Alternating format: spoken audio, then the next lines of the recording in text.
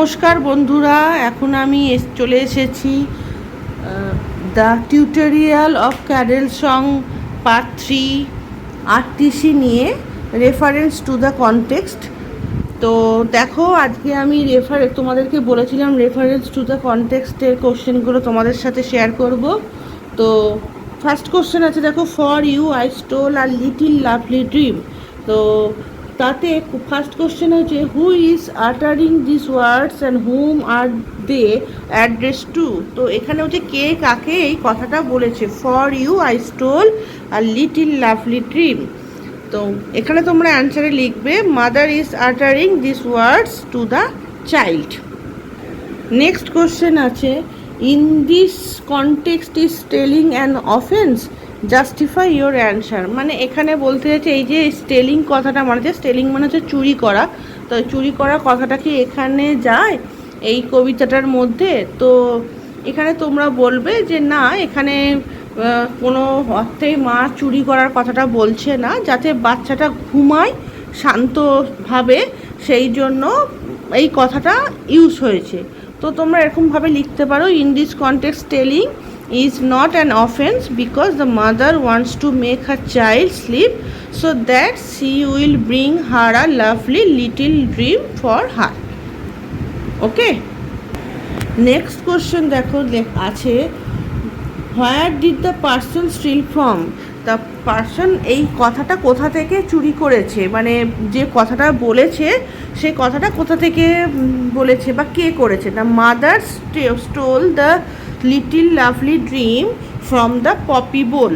তা মাদার কী করেছে না, একটা বাচ্চা যাতে ঘুমায় সেই জন্য একটা আমাদের যে পপি মানে হচ্ছে এখানে পোস্ত, তা পোস্তর যে গাছ, সেই গাছেতে যখন থাকে সেই পোস্তটা যদি আমরা খাই সেটা এক ধরনের নেশার মতন কাজ করে, যাতে ঘুমটা সহজে চলে আসে।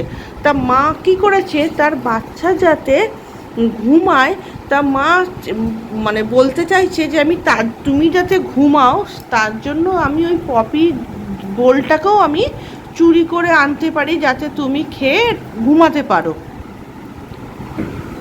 তারপর নেক্সট কোশ্চেন আছে, দেখো, on you I press with soft cares. তো কী হয়েছে, আমাদের মারা যখন ঘুম পাড়ায় তখন দেখবে একটা আলতো হাতে আমাদের মাথার মধ্যে হাত বোলায়, যাতে আমাদের ওই সেই আদর বা ভালোবাসার ছোঁয়াতে আমাদের ঘুমটা বা চলে আসে। তো এখানে সেটাই বলেছে যে what is being refer to hair.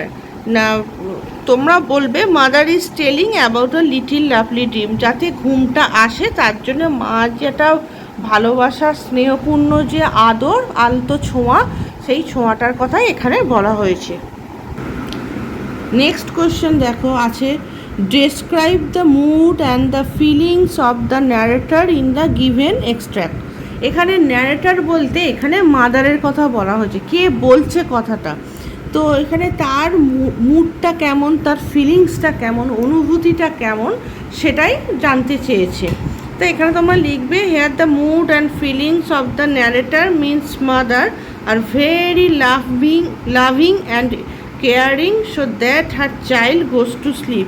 তার সন্তানকে, তার বাচ্চাকে ঘুম পাড়ানোর জন্য যতটা স্নেহশীল, যতটা ভালোবাসার মাধ্যমে আনা যায়, ততখানি তিনি চেষ্টা করছেন যাতে তার বাচ্চাটা ঘুমায়। And next and last question দেখো আছে, quote an expression from this stanza to bring out the person's deep love. এখানে একটা স্ট্যাঞ্জার তোমাকে তুলতে হবে, যেটার মধ্যে দিয়ে তুমি মানে বোঝাতে পারবে যে বক্তা, যে ন্যারেটর, তার একটা গভীর ভালোবাসা আছে তার বাচ্চার প্রতি। তা তোমরা তখন কি অ্যান্সার লিখবে না, এখানে লিখবে উইথ সফট কেয়ার। দেখো আছে এখানে line, with soft cares our little lovely dream. এই with soft care shows the mother's deep love for her child. তো বন্ধুরা, আজকে পার্ট 3তে তোমাদের ক্যাডেল সংটা কমপ্লিট হয়ে গেল। তো এবার নেক্সট ভিডিওতে আমি নতুন কোনো চ্যাপ্টার নিয়ে আসব। ততক্ষণ পর্যন্ত আমার টোটাল ওয়ান্ডার টিউটোরিয়াল চ্যানেলটা তোমরা দেখতে থাকো, সাথে একটা লাইক সাবস্ক্রাইব অবশ্যই করো, অনুরোধ রইল। তো আজ এই পর্যন্ত, তোমরা সবাই ভালো থেকো। Good night.